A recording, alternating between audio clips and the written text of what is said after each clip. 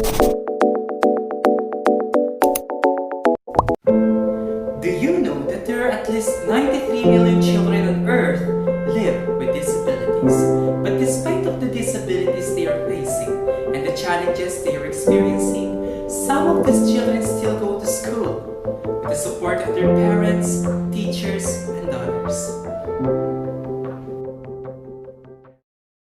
Hi, this is Jemiel on your screen, and today we're going to talk about some disabling conditions of children and what are the ways of teachers to support them, and the two bills that passed in Congress and signed into law by a president to acknowledge and recognize people or children with disabilities. From beginning to the end, I am fire in the rain. I've been through it all before, and I'd go through it again. Feel me burning from within, 'cause I am fire in the rain. What is disability? A plain way of explaining it is that disability is a measurable impairment or limitation that interferes with a person's ability. It may refer to physical, mental, and sensory condition. I'd like to say something, guys, and this is more important than facts and news. Please give respect to people with disabilities. From beginning to the end, I am fire in the rain. Let it burn I've been now. through it all before, and I'd go through it again. I can't Feel stop me now. burning from within, 'cause I am fire in the rain. If you are one of the people who is calling a person with disability mongoloid, autistic, bulag, pipi, bini, please quit from it. I introduce to you the person first language, where you can use it to address them properly. People first language. When we say person first language, we are referring to a terminology where we put the person first before his or her disability or condition. Therefore, instead of calling them autistic, mentally retarded, bulag, PPBD, we can say a person with autism, a person with Down syndrome, a person with mental retardation. To enlighten them that they are humans and their disability is only an aspect of their lives and it has no chance to describe them. And I just want to remind every single one of you who is watching this vlog that the only disability in life is bad attitude.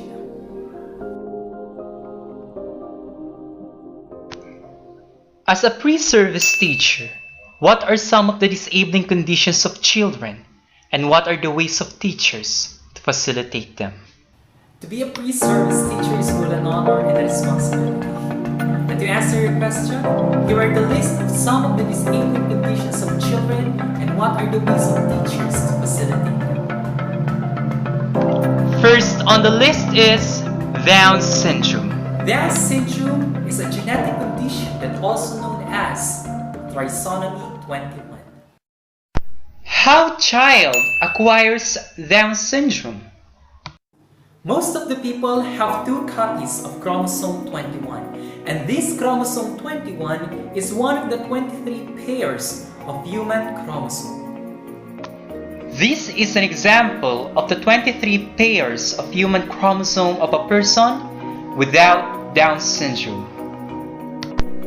And here is the example of human chromosome of a person with Down syndrome. Take a look at the 21st pair. It has one extra copy of chromosome. And when there are 3 copies of chromosome 21, Down syndrome will occur. How can we say visually that children have Down syndrome? Children with Down syndrome have numbers of visible characteristics, and here are the list for us to identify by our own lenses if a child has Down syndrome. Children with Down syndrome have an upward slant eyes, small mouth, facial features, small stature, and flattened back of the head. Children with Down syndrome may possess congenital heart defects, a poor muscle tone that lead to the delay of their motor development, as well as mild to moderate cognitive challenges. At the early years, some of the children with Down syndrome use sign language to be able to communicate with others while waiting for their speech to be developed. How teachers support children with Down syndrome? Responsive interactions are the key, and these responsive interactions are Contingency, where teachers respond to child's little behavior. Non-directive, where teachers are following child's lead. Women who are 35 years of age and above are more likely to give birth to a child with Down syndrome. There is no cure for Down syndrome. However, early treatment programs can improve the skills of the children with Down syndrome. Notable people with Down syndrome and their successful life career. Karen Gaffney, athlete, swimmer. Isabella Springmull Tejada, designer. Second on our list is Fragile X syndrome, or also known as Escalante syndrome. What is Fragile X syndrome? Fragile X syndrome is a genetic condition or disorder that is characterized by mild to moderate intellectual disability. What is the cause of Fragile X syndrome? Fragile X syndrome is a result of a broken area on X chromosome. X chromosome has this specific gene called Fragile X mental retardation gene, or the FMR1 gene. And this gene can be found in all cells of the body, and it creates proteins that are important for the brain to be developed normally. However, in a case such as Fragile X syndrome, Fragile X mental retardation gene does not create proteins, or perhaps it creates only a little bit.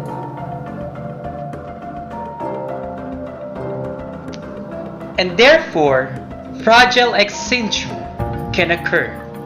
And since girls have 2 X chromosomes and boys have only 1, therefore, Fragile X syndrome has more impact on boys.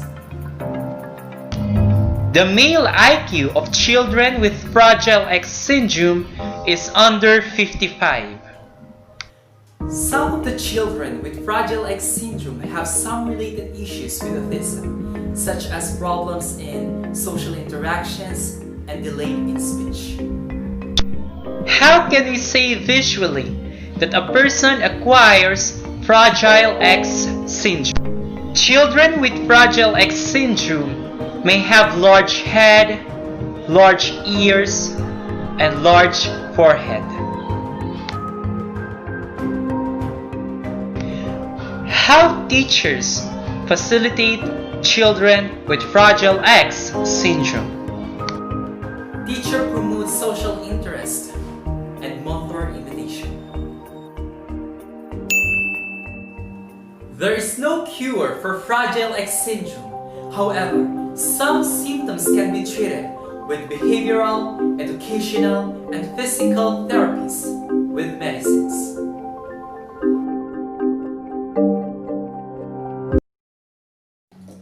Third on our list is cystic fibrosis. Cystic fibrosis is a genetic disorder which the gene called cystic fibrosis transmembrane conductance regular that is responsible for the flow of salt and fluids in and out of our cells does not function well the way it should be. Therefore, sticky mucus builds up in the body. The body's sticky mucus blocks the airways, creating a lung damage and making it hard to breathe. The body's sticky mucus can prevent enzymes from reaching the small intestine to digest food, and the indigested food in the intestine can cause pain, gas, constipation, and cramping. Teachers can help the infants and toddlers with cystic fibrosis by tapping their chest and back to help them loosen the mucus and so that it may be coughed out. Notable people with cystic fibrosis: Lisa Bentley, Fraser Brown. Fourth on the list is sickle cell anemia. Sickle cell anemia is an inherited red blood cell disorder. Red blood cells of people with sickle cell anemia are crescent-shaped. People with sickle cell anemia have no enough healthy red blood cells. Normal and healthy red blood cells live up to 120 days, while sickle cell live up to 10 to 20 days. Children with sickle cell anemia have no learning difficulties. However, fatigue and recurring pain can influence their ability to concentrate in school. How teachers should facilitate children with sickle cell anemia. Teachers should not assign children with sickle cell anemia to sit in front of an electric fence or under air conditioner vents.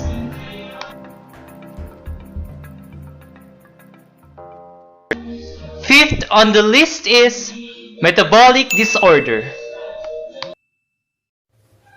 Metabolic disorder is a result of an inherited deficiencies of a particular enzymes. What is the essence of enzymes? Enzymes are very important for muscle building, destroying toxins, and breaking down food particles during digestion.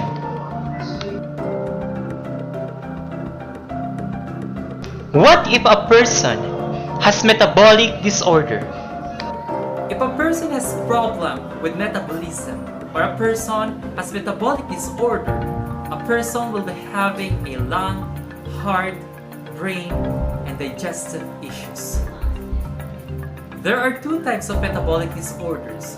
One can be treated and diagnosed, while the other one cannot be treated, and it is fatal.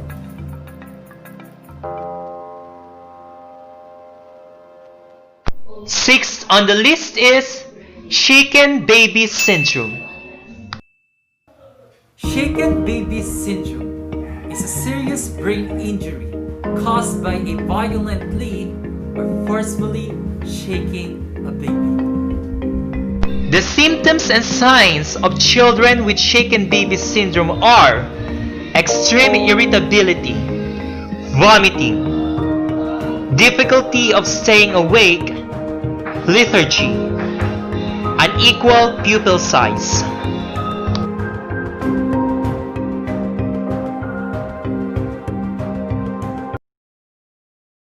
Seventh on the list is spina bifida. Spina bifida is a birth defect that occurs when the spine or the spinal cord does not form properly. It's a type of neural tube defect. According to a research studies, spina bifida is an indication of insufficient intakes of pregnant women of folic acid. And according to another research studies, that 70% of the cases of spina bifida could be prevented with adequate intake of folic acid during pregnancy.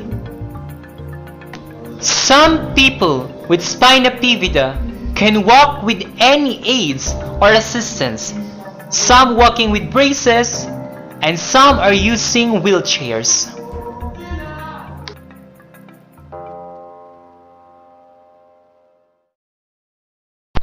Eighth on the list is chronic illnesses, including asthma, allergies, and hemophilia. Asthma. Asthma is a chronic respiratory disorder causing wheezing, coughing, and difficulty in breathing. Teachers sometimes administer medication for asthma using a technology or a machine called nebulizer. Allergies. Allergies are normally sensitivity to a harmless substances. Allergic reactions may include vomiting, swelling, wheezing, even shock, as well as difficulty in breathing. Teachers must have an individualized healthcare plans, including an instructions on how to respond immediately and properly to a certain allergic reaction. Hemophilia. Hemophilia is an X-linked disorder caused by a lack of proteins needed for blood clotting.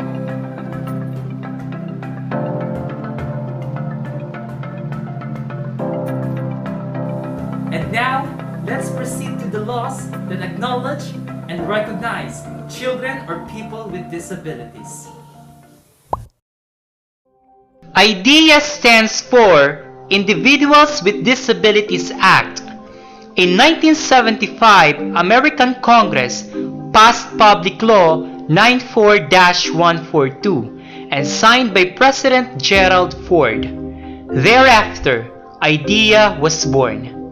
The law focused on ensuring that all school-age children would receive free appropriate public education. It provides special education services to children between 3 and 21 years of age. With the reauthorization of the law in 1986, early intervention services for infants and toddlers with disability became part of it. Part C of IDEA, a grant program from the federal government to the states to help them provide early intervention services. What are the goals of Part C? Public awareness. The purpose of Part C is to identify children with delays as early as possible, therefore they can receive an immediate services. Comprehensive child find and referral system. Each state has to formulate or must plan to find infants and toddlers who are eligible for Part C services. It is the states that determines the criteria for eligibility. Individualized family service plan, development, review, and evaluation, and service coordination. Once a child found out to be eligible for services, the family and the early intervention team will immediately develop the IFSP or the Individualized Family Service Plan. Feel me burning from within, 'cause I am fire in the rain. ADA stands for American with Disabilities Act. It was signed into law in 1990 by no other than President George H.W. Bush. The ADA prohibits discrimination by child care centers and family child care providers against individuals with disabilities.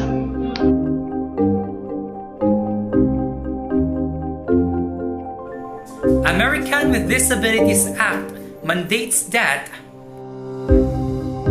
child care centers should not exclude children with disabilities from their programs. Child care centers have to provide auxiliary aids for the people with disabilities. Child care centers have to make their facilities convenient for the people with disabilities. Child care centers have to change their policies and practices to integrate children with disabilities into their program. The U.S. Department of Health and Human Services and the U.S. Department of Education, the Division for Early Childhood or DEC, and the National Association for the Education of Young Children or the NAEYC once released a statement as their support for inclusion. I've been through it all before, and I'd go through it again. Feel me burning from within, 'cause I am fire in the rain.